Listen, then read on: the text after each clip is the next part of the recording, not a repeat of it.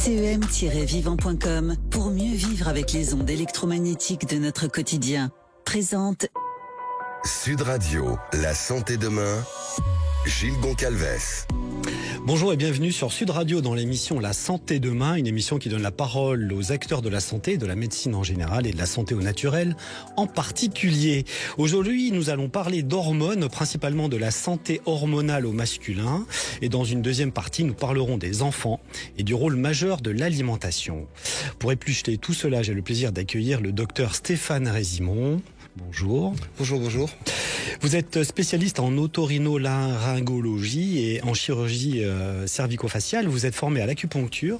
Vous êtes expert en médecine fonctionnelle, nutrition et micronutrition, hormonologie et hormonothérapie pour une approche intégrative de la santé.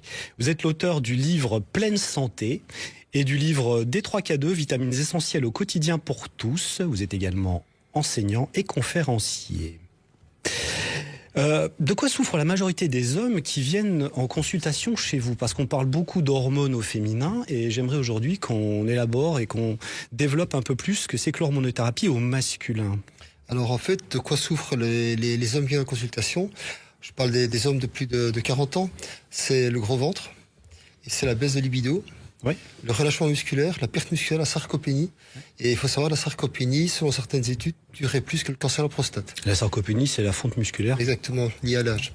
Mais qui est tout complètement évitable. Il faut évidemment faire travailler ses muscles. Hein. No pain, no gain. Un muscle qui fait pas mal, par principe, on le perd. Mais également pour que les ouvriers, c'est les ouvriers de la prise de masse musculaire puissent travailler, c'est les hormones. Il faut que ces hormones soient de bonne qualité et à des taux suffisants. Et je pense aux hormones anaboliques que sont la DHEA, que sont la testostérone, l'hormone de croissance par exemple. Chez la femme, s'ajoutent les oestrogènes. D'accord. Et il y a tout un ensemble d'hormones aussi chez l'homme. On parle évidemment de testostérone, DHEA, celle que vous venez de citer. Mais il y a aussi les oestrogènes et la progestérone qui rentrent en compte. Cas extraordinaire que j'ai eu la semaine passée, un homme de 36 ans venant du sud de l'Espagne. À 36 ans, il découvre une ostéoporose extraordinaire et il n'arrive pas à transformer sa testo en oestrogène. Il est déficitaire en aromatase et c'est un cas très, très rare, mais c'est pour bien expliquer que les oestrogènes chez l'homme, c'est capital. Sans oestrogène ou très peu d'oestrogène chez l'homme, on a une perte de libido, on a de l'ostéoporose, on a une infertilité qui est présente. L'aromatase, si je peux me permettre de résumer, c'est la conversion de la testostérone en oestrogène. Tout à fait. C'est ça. L'aromatase qu'on retrouve aussi en excès, si je peux me permettre, chez les personnes très très bedonnantes et qui ont beaucoup de gras. Et c'est le problème, c'est que l'homme en surpoids va transformer trop ses androgènes, en particulier la testo, en oestrogène, et il va avoir attrapé des seins, la gynécomastie. Mais il faut savoir que le volume des seins est très proportionnel au volume de la prostate. Il va attraper une grosse prostate.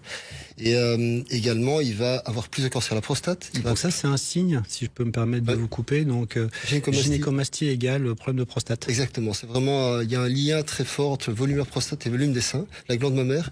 Et malheureusement, ces hommes-là font plus de cancer à la prostate, statistiquement beaucoup plus, mais également ont plus de problèmes cardiaques. Donc, chez l'homme, les oestrogènes en excès donnent des problèmes cardiovasculaires. D'accord, donc les oestrogènes, pas trop assez, ça se régule. Tout à fait, ça se régule. J'imagine que vous les dosez. Actuellement, on voit beaucoup d'adolescents avec des gros seins. Malheureusement, ils ont des prostates également volumineuses. Ils n'ont pas d'érection, ils n'ont pas de libido, ces adolescents, et c'est dû en fait à ce qu'on appelle les perturbateurs endocriniens, ce sont des substances qu'on mange ou qu'on boit via c'est les plastiques en fait d'emballage de la viande par exemple ou autres qui polluent l'eau de boisson et ça s'ajoute à nos oestrogènes et donc on peut avoir des taux d'oestrogènes dans le sang normaux et avoir un homme qui est en hyperoestrogénie à cause de cette pollution. Impressionnant. En quoi l'inflammation à bas bruit d'origine métabolique sabote les axes hormonaux? Alors il y a un phénomène qui est la résistance hormonale par blocage des récepteurs. Alors ça peut se trouver au niveau de l'insuline, ça s'appelle le diabète type 2 ou le prédiabète type 2, résistance à l'insuline, ça peut être au niveau de la testo, au niveau des hormones thyroïdiennes. Il faut savoir que l'inflammation de bas grade, c'est une inflammation de bas bruit qui se mesure dans le sang par le CRP ultrasensible, est un témoin de plusieurs choses. Ça peut être soit un manque d'oméga 3 très important, ça peut être la graisse viscérale, donc la graisse qu'on a autour des intestins où le foie gras peut donner ce genre d'inflammation. Alors ça peut être également une maladie virale chronique, une incapacité à se défaire d'un Lyme, par exemple, ou le virus Epstein-Barr ou cytomégalovirus qui peut devenir latent et donner cette inflammation de bas grade. On a un blocage hormonal. CMV. Du coup, la baisse significative de testostérone chez les hommes est assez alarmante, puisqu'on en parle un petit peu partout. Vous l'avez décrit un tout petit peu précédemment. Est-ce qu'on peut développer ce sujet? Oui, alors en gros, je vais parler de la petite testostérone qui s'appelle la DHA, qui a un effet très similaire. Eh bien, jusqu'à 25-30 ans d'ici, c'est quand même plus de 40 ans que je travaille, j'ai jamais donné de DHA à des adolescents. Maintenant, j'en donne toutes les semaines. C'est des gosses de 15, 16, 18 ans qui n'ont pas de DHA. Eh bien, on a la même chose également avec la testostérone. Donc, les taux de testo sont en chute libre à cause au niveau du blocage à testo par les périodes endocriniens oestrogènes-like. Et c'est vraiment une catastrophe hormonale qu'on a. C'est vraiment, on a un chamboulement hormonal qui est extraordinaire pour l'instant. Enfin, pas pour l'instant, qui dure déjà depuis quelques années, mais qui s'aggrave en fait. Et ça donne des problèmes de santé monstrueux avec des surpoids, des syndromes métaboliques, des cancers beaucoup plus précoces. Je viens d'avoir 2 cancers à la prostate chez 2 jeunes de 18 ans. Ouf, c'est impressionnant. Donc c'est pas prêt de s'arranger, si je comprends bien. Non. Donc il y a déjà des gros problèmes chez l'adulte. Et nouvellement, les problèmes sont croissants chez les enfants et les adolescents. Tout à fait. Dû à la nourriture, aux polluants, comme vous avez pu citer déjà. Il n'y a pas que ça, si je peux le dire, c'est que Allez-y. je viens d'avoir dans le même laps de temps, depuis 1 an et demi, 2 ans, 3 petites jeunes, 19 et 20 ans, une de 19 de 20 ans, cancer du sein. Et le seul point commun qui relie ces 2 adolescents et ces 3 adolescentes, c'est 3 doses de vaccin Covid. D'accord, donc ça c'est un gros chapitre. C'est le point commun. Mais on dit c'est le hasard, sauf qu'en 40 ans, j'ai jamais vu ça. C'est le hasard. D'accord. On va dire ça. Et vous avez parlé aussi des perturbateurs endocriniens, j'imagine qu'ils jouent un très très gros rôle. Et justement, le spike, qu'il soit viral ou vaccinal, est un énorme perturbateur endocrinien, puisque j'ai fait une conférence entière sur thyroïde et spike. Et il y a des centaines de publications qui sont éditées à ce sujet-là. Donc la thyroïde est chamboulée par le spike viral, mais c'est momentané, c'est 8-10 jours, mais surtout vaccinal. Mais également les surrénales sont tout à fait abîmées, les ovaires également avec des infertilités, les testicules sont touchés avec une baisse de la spermatogénèse dans les suites de l'injection au vaccin. C'est phénoménal ce qu'on voit. D'accord, donc les testicules touchés, c'est vrai que on a coutume de faire du remplacement de testostérone en cas d'hypogonadisme, pardon. Oui. Mais est-ce que vous pensez pas que ça devrait quand même être plus souvent mis en route chez beaucoup de monde avant que il y a un vrai gros déclin de la masculinité? Entièrement raison, vous avez entièrement raison, c'est ce que je dis toujours à mes patients et patientes, on n'entend pas qu'une bagnole fume, on met de l'eau et de l'huile avant qu'elle ne fume. Donc en gros, un homme déficitaire en testo peut avoir des bouffées de chaleur, tout comme une femme préménopausée ou ménopausée par manque d'oestrogène, et c'est d'ailleurs un signe que je rencontre assez souvent chez les patients, donc c'est quasi trop tard. On ne traite pas une ménopause ou une andropause quand les problèmes sont là, on les traite avant. On voit la baisse hormonale et on doit agir très très précocement. Merci docteur Gimond, on vous retrouve tout de suite, mais pour l'heure, je vous propose de retrouver le docteur Jean-Christophe Charrier dans sa chronique. Bonjour docteur Jean-Christophe Charrier. Bonjour monsieur Goncalves, bonjour à tous les auditeurs. Alors, de quoi va-t-on parler aujourd'hui ? Ah, je vous propose une petite camomille. Oh mon Dieu. On va s'endormir. Ah, non, pas forcément, non. Bon, c'est vrai que c'est une petite infusion qu'on aime bien prendre le soir, parce qu'elle est assez digestive, donc elle va nous apaiser dans notre digestion et nous favoriser l'endormissement par ce biais-là, puisqu'elle va réguler tous les désordres neurovégétatifs qu'on peut avoir. D'accord, donc c'est intéressant de savoir qu'elle est digestive, et pour le soir c'est quand même assez intéressant parce que je pense que beaucoup d'entre nous ne sommes pas au fait que certaines tisanes ne sont pas digestives. Eh oui. Et puis il y en a qui sont même parfois trop diurétiques, donc ça vous gâche la nuit. Ouais, exactement. Donc la camomille, c'est pas son cas. Non, elle est bienvenue pour ça. Puis elle est intéressante parce qu'elle vient nous décongestionner ce qu'on appelle le réseau splanchnique. C'est tout le réseau sanguin qui contient la rate et qui va vasculariser le foie, et ça représente à peu près 2/3 du volume du sang dans notre corps. Donc cette camomille, elle a ce pouvoir-là de bien drainer ce réseau splanchnique. Et puis elle est très intéressante à plein d'égards parce qu'elle nous protège de toutes les molécules chimiques qui rentrent dans notre corps, que ce soit des médications, mais que ce soit aussi tous les poisons de notre alimentation. Alors tous les polluants peut-être qu'on ingère tous les jours par l'alimentation qui est somme toute extrêmement polluée, mais aussi les polluants qu'on respire. Tout à fait, donc on dit qu'elle est chimioprotecteur en fait. D'accord. À ces propriétés-là. Et puis elle est un peu comme la lavande parce que donc elle va réguler un peu le système neurovégétatif pour ça, et elle a aussi une action intéressante parce qu'elle évite les dégénérescences cellulaires à son niveau. Intéressant. Ouais, on dit qu'elle est mitostatique, donc elle va ralentir certaines multiplications cellulaires. Donc peut-être aussi intéressante dans le cadre du vieillissement. C'est intéressant dans le cadre du vieillissement, bien évidemment. Et partout où il y a de la dégénérescence dans notre corps, c'est toujours bien de mettre la lavande. Donc la camomille. Et donc passer effectivement à un certain âge, la camomille fait souvent partie de mes prescriptions pour ça. D'accord. Et vous avez parlé de régulation nerveuse. Est-ce qu'on peut rentrer un peu plus dans les détails ? Eh bien, elle va vous donner à la fois du tonus et de l'apaisement. C'est extraordinaire. Ah ouais. Et c'est pas du tout antinomique en fait. Expliquez-nous. Par ces actions de régulation entre le parasympathique, l'alpha-sympathique et le bêta-sympathique, elle va permettre d'avoir le bon tonus de base pour répondre aux sursollicitations que l'organisme peut recevoir, et en même temps elle va apaiser la réactivité au stress. Ouais, donc la camomille est indiquée dans notre vie en général parce qu'on est tous concernés par ces états nerveux. Merci docteur Jean-Christophe Charrier. On peut très facilement vous retrouver sur le site institut-endobiogénie.fr et évidemment tous les dimanches pour la chronique. CEM-vivant.com pour mieux vivre avec les ondes électromagnétiques de notre quotidien. Présente Sud Radio, la santé demain, Gilles Goncalves. De retour avec le docteur Stéphane Résimond, nous parlions d'andropause. J'aimerais qu'on développe ce sujet, s'il vous plaît. Mythe ou réalité ? À quel âge ? Comment ça se passe ? Alors l'andropause est assez caractéristique. Elle commence à s'imposer à partir de 35-40 ans chez l'homme. C'est là où on voit déjà la chute DHA, de la testo, etc. Et perso, moi j'ai commencé pour la DHA à 36 ans, la testo à 37 ans. Parce qu'elle a commencé à chuter, sans aucun signe clinique. D'accord. La durée de vie moyenne, il y a un siècle et demi, c'était grosso modo 46 ans. Et actuellement, chez l'homme et chez la femme, on est plutôt à 80-90 ans. Et donc, comme le dit le professeur de Paper, qui a écrit des gros articles dans des revues cancéro et gynéco américaines, eh bien, dans quelques millénaires, probablement que les ovaires de madame, ils auront une durée de vie qui va arriver à 90 ans, peut-être, testicules, même topo. Mais pour l'instant, il faut aider ces personnes, hommes ou femmes, déficitaires hormonalement. Parce que le problème, c'est que ne pas traiter l'andropause, c'est sarcopénie, ostéoporose, un peu plus tardivement chez la femme, mais ça arrive quand même. C'est le syndrome métabolique avec le diabète abdominal qui augmente, l'hypercholestérolémie, et toutes les complications mortelles de cet état. Et le fait il n'y a pas que les hormones, loin de là, il y a d'abord la nutrition, la micronut, ça c'est la base, mais il faut quand même s'intéresser aux hormones, il faut vraiment les équilibrer, toutes entre elles, il y a une cascade hormonale, et on ne donne jamais, par exemple, de cortisol sans donner d'androgène, il faut un équilibre, et ça demande vraiment une formation en hormonaux. J'imagine que c'est très complexe. Quelle est la part de l'activité physique dans l'hormono chez l'homme ? Alors, en gros, une activité physique donc modérée va faire monter la testo, par exemple, l'améliorer. Par contre, un surentraînement va la faire diminuer.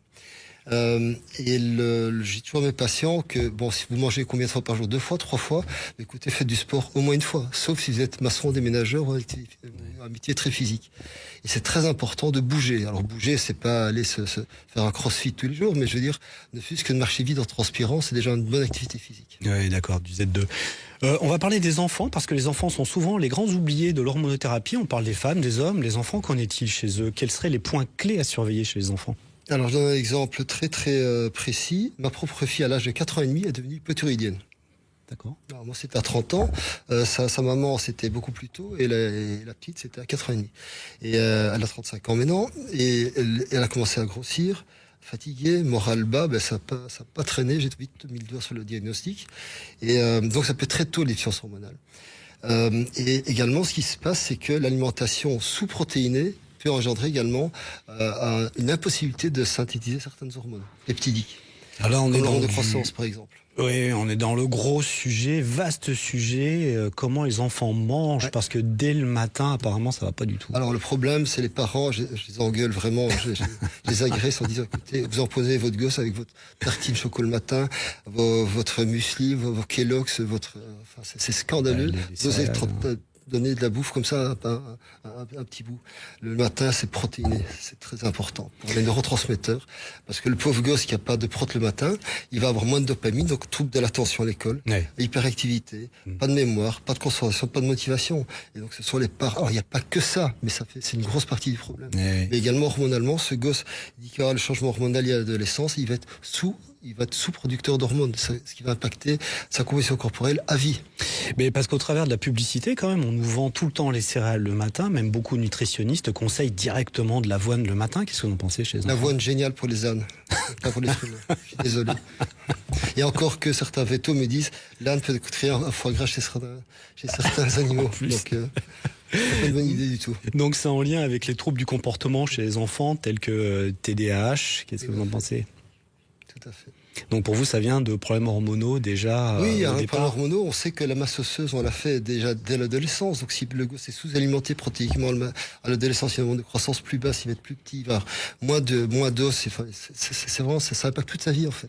Ouais, ce qui est compliqué, c'est de comprendre qu'en fait, c'est ce qu'on dit de manière récurrente à travers toutes les émissions. On s'adapte pendant des années et tout va bien. Donc il semblerait qu'on mange correctement, que tout va bien dans notre vie, on n'a rien à changer. Et d'un coup, boum, on se retrouve avec une maladie chronique. Ouais. Du jour au lendemain, sans comprendre que le lit de cette maladie chronique s'est forgé depuis des années, 10 ans, 20 ans, parfois 30 ans, et remonte à l'enfance. Alors, dernier point, il faut savoir que certaines hormones, les stéroïdes, comme la testo, la DHE, l'œstrogène, le progestérone, dont l'homme a également besoin, viennent du cholestérol. Et donc, si le gosse, il mange que du sucre, comme des kilos, s'il n'a pas son cholestérol, il n'y a pas du gras. Or, le gras est capital pour la vie. Le gras et les protéines, c'est capital. On a surnourri les enfants et les adultes par des produits sucrés. Oui, parce que beaucoup de personnes oublient que la construction de certaines hormones sont dépendantes du cholestérol. Exactement. Donc, c'est vrai que pas en manger, c'est pas une bonne idée. Il y a également, en fait, une recrudescence des cas d'autisme, une flambée Oui. de 2 à 4 personnes atteintes du trouble autistique dans les années 70, 70 pour nos amis belges et suisses, et qu'aujourd'hui on est sur 100 personnes atteintes sur 10 000 en 2025. Une augmentation d'environ, en moyenne, 5000%. Ouais. C'est pas rien. Alors, c'est même pire que ça aux États-Unis. Dans certains États, ils sont 1 sur 22. Dans d'autres États, 1 sur 34. Et en France, moi, le chiffre que j'avais, c'est 1 sur 55. Ça a explosé. Et donc, de nouveau, je remercie, mais chaleureusement, Kennedy d'être là parce qu'il a mis le doigt sur le problème. Il en parle beaucoup. Ça fait des années qu'il agit dans ce domaine-là. C'est multifactoriel. Alors, je parlerai rapidement de l'autisme Asperger. C'est différent. On l'a mis ça dans le même sac, mais ça n'a rien à voir. Là, c'est un manque d'ocytocine, tout simplement. Mais l'autisme peut être lié à une mauvaise flore intestinale, pollution par certains métaux lourds. C'est multifactoriel et c'est clair qu'on a un énorme souci. Pour moi, c'est les vaccins obligatoires en France, par exemple, qui sont... nous, on en a un en Belgique, seul la polio, vous en avez dans la trentaine, et on a une surcharge en métaux lourds, en aluminium, en mercure. Et ça, c'était une des grosses causes d'explosion de l'autisme. Et je crois qu'aux États-Unis, ils sont en train d'agir Ils ont violemment bougé, là-dessus. c'est ça. Puis la pyramide alimentaire s'est inversée, plus de protéines, Tout à fait. moins de sucre le matin. Et à ce sujet, il y a de plus en plus d'enfants obèses, on le constate tous les jours. Comment agir sur l'obésité infantile pour prévenir les déséquilibres hormonaux? Le problème, c'est que le gosse, il doit bouger, il doit dépenser son énergie. C'est comme un adulte. On a une énergie en soi qu'on doit dépenser. Si on le fait pas, on grossit, on stocke. Et également, c'est une question d'alimentation. Donc, les gens mangent à l'envers souvent. Ils mangent rien le matin, ils mangent tout le soir. On devrait manger à l'inverse. C'était la grande mode, en fait. Capital. C'est ça, de ne pas manger le matin et de faire cette espèce de jeûne intermittent qu'on place le matin.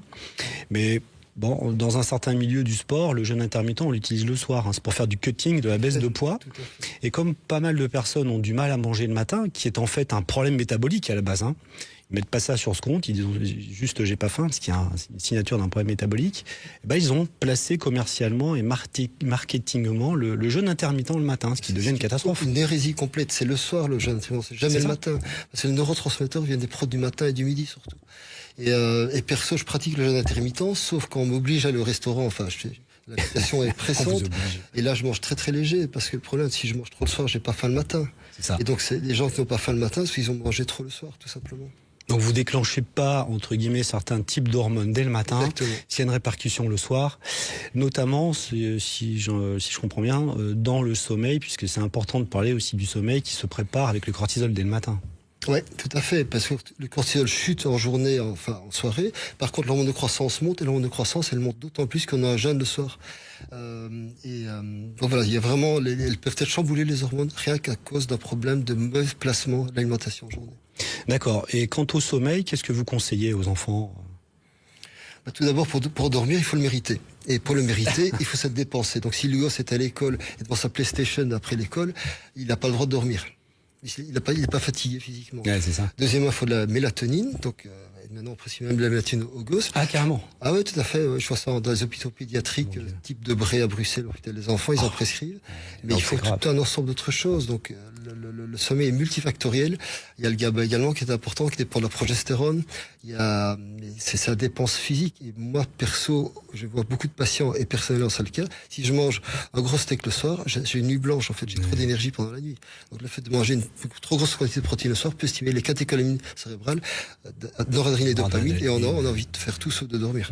Ouais, c'est ça. Donc c'est important de bien manger le matin, d'avoir un quota protéique suffisant, et puis peut-être moins le soir, mais ça c'est peut-être en fonction des tempéraments de l'organisme tout à chacun, c'est ça.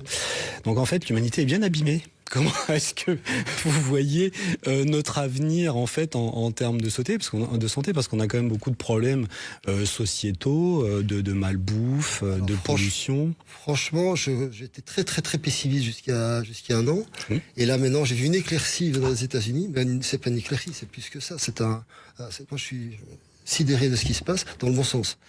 Et j'espère que ça va contaminer l'Europe et que les préconisations alimentaires de prudence des vaccins, de ça, vont percoler chez nous. Ouais, donc en fait, pour résumer, il y a l'alimentation qui est extrêmement importante, l'activité physique, et puis évidemment se référer à un spécialiste de la médecine fonctionnelle pour faire tous les dosages hormonaux à temps. Je parle principalement des enfants, pour prévenir en fait leur santé et leur longévité. Parce qu'on parle de santé, de vivre longtemps, mais encore faut-il vivre longtemps et en bonne santé. Alors, il y a une phrase que j'ajouterais, dite de nouveau par Kennedy, parce que je suis fanat de ce gars-là. Il a dit récemment « Eat real food », manger de la vraie nourriture. Parce qu'on est gavé de nourriture transformée, qui n'ont rien à foutre dans un corps humain. Et si on mangeait beaucoup plus sainement, des aliments basiques, sains, ça nous changerait la vie.